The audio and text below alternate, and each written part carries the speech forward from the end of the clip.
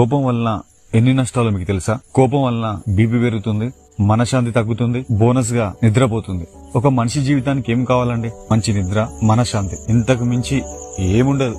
So ఒక వ్యక్తి నేను దూషించినప్పుడు నీ కోపం వస్తుంది, అది మానవ సహజం. కానీ ఆ కోపాన్ని దిగమించుకున్నావు అనుకో, నీకు మనశ్శాంతి వస్తుంది. నేను చెప్పేది సిల్లిగా ఉండవచ్చు, కానీ ఇది నిజం. కోపం వలన ఓపికను కోల్పోయిన వాళ్ళు ఎందరో, ఓపిక వల్ల కోపాన్ని దిగమించుకున్న వాళ్ళు ఎందరో. ఈ కాన్సెప్ట్ మీరు నమ్మండి. ఎందుకంటే మనం కోపంలో మాట్లాడిన మాటలు అది విన్న తోటి వాళ్ళు జీవితాంతం గుర్తుపెట్టుకుంటారు. ఎందుకంటే కోపంలో అన్న మాటలు తూటాలు లాగా వాళ్ళ గుండెలోకి చొచ్చుకోపోతాయి. అర్థమైందా? నీకు ఏదైనా సమస్య వచ్చినప్పుడు ఆ సమస్యను పరిష్కరించే సమయంలో నువ్వు తిట్టిన వాళ్ళు నీకు ఎటువంటి హెల్ప్ చేయరు. హెల్ప్ చేయకపోగా నీ గురించి నెగిటివ్ గా ప్రచారం చేసే అవకాశం ఉంది. అందుకే ఎవరితోనైనా గొడవ పెట్టుకునే అవకాశం వస్తే అసలు గొడవ పెట్టుకోకు. ఎందుకంటే ఈ గొడవ ఇప్పుడే ముగిసిపోతుంది కావచ్చు, కానీ దాంతో ఇంపాక్ట్ అయిన వాళ్ళు నీ గురించి చెడుగా చెప్పడానికి మాత్రమే చూస్తారు.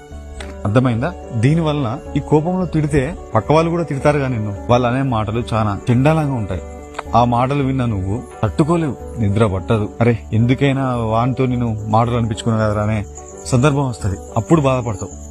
అరే చిల్లరగాల గురించి వేస్ట్ గా నేను కోపం తెచ్చుకున్నా, వాళ్ళని తిట్టినా, ఒక మూర్ఖుడితో పెట్టుకొని నేను మూర్ఖునైనా అనే ఆలోచనకి వస్తావు.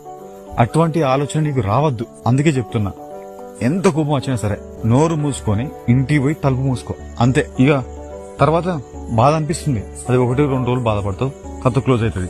కానీ ఆ కోపంలో ఇంకోటితో గొడవ పడితే, ఆ గొడవ వల్ల నువ్వు డిస్టర్బ్ అయితే నీకు ఆ బాధ అస్సలు కోల్పోలేవు, ఎంతో బాధపడాల్సి వస్తుంది. అందుకే చెప్తున్నా, అస్సలు గొడవకు వెళ్ళకండి, కోపం తెచ్చుకోకండి. కోపం వచ్చినా సర్దుకోపోండి. That's all. జై హింద్.